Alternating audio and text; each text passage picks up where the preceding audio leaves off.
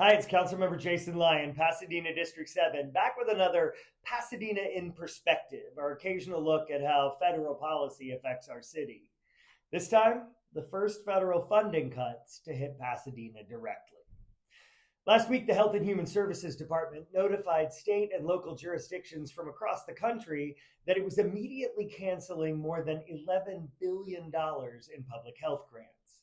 More than 972 million of that was supposed to come to California, and almost 2 million of that was direct funding to the Pasadena Public Health Department.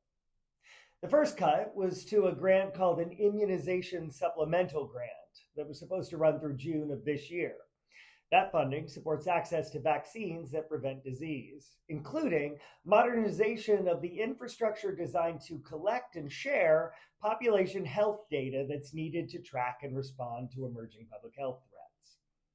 The second grant that was cut, valued at $1.6 million, was supposed to run through June of 2026. That was the Epidemiology and Laboratory Capacity Grant. It provides flexible funding to support local health departments to detect, prevent, and respond to infectious disease outbreaks. This critical funding helps support almost 10 full-time positions here in Pasadena.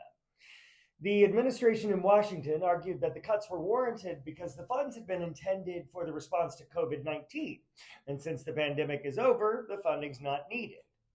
In reality, some of these funding streams have existed for decades.